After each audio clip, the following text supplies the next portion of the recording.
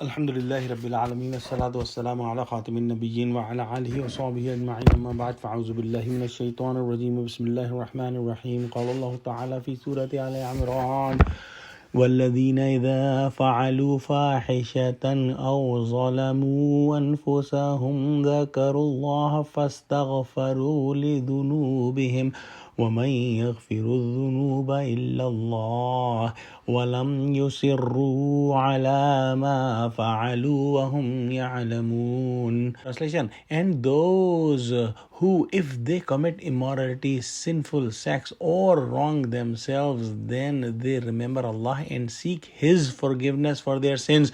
And who can forgive sins except Allah alone? And they do not persist nor repeat what mistakes they had done while they know. Allah subhanahu wa ta'ala is explaining the characteristics of Muslims that if they attain, they will be among the successful people in the world and in the hereafter. As Muslims had done some mistakes in the battle of Uhud, in the battle of Uhud has been described in these ayahs. In the previous ayahs, Allah subhanahu wa ta'ala has mentioned 4 characteristics. Number 1, to spend in the path of Allah. Number 2, to overcome their anger. Number 3, to forgive other people. Number 4 is doing ihsan, meaning doing best possible action and keeping best possible attitude. And the 5th characteristic Allah subhanahu wa ta'ala is mentioning here that they repent to Allah subhanahu wa ta'ala whenever they do any bad deed. There are 2 bad deeds mentioned here. One is the fahisha,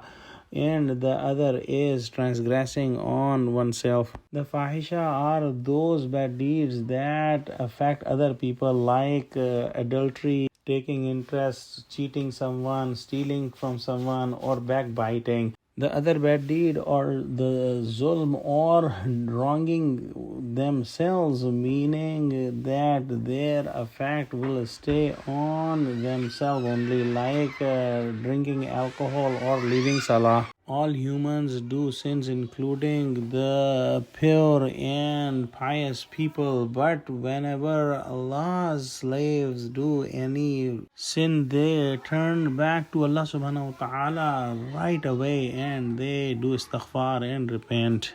When they ask for forgiveness, Allah accepts their repentance. That there is a condition for acceptance of repentance, that somebody must not insist on the sin.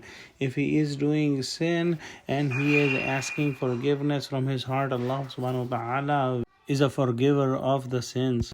If somebody is doing istighfar only from the tongue and in his heart he has an intention to do the sin again, he is kind of lying, and this istighfar would need another istighfar. So it is very important to understand that istighfar should be from the tongue and from the heart at the same time. Subhanahu wa ta'ala mentions here that who can forgive sins except Allah alone, and there is an important point to understand that the Christians do sins and they go on Sunday to their Pope and they ask Pope to get their sins forgiven, and if they commit a big sin, they go to the Pope and ask him in his ear to get the forgiveness of the sin. This is not possible to comprehend the ideology of this practice, because the sin is on Allah's commandment, and how can a human being forgive the sin which was done against Allah's commandment?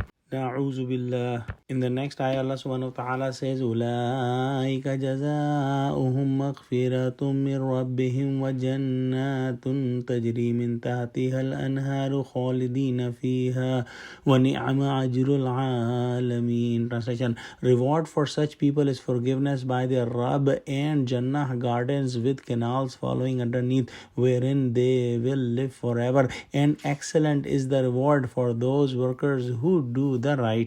Those who get all these characteristics mentioned in these ayah, Allah subhanahu wa ta'ala mentions their success, and they will get the maghfirah of Allah, and they will get the forgiveness and the jannahs, the paradise and the gardens, and they will live there forever.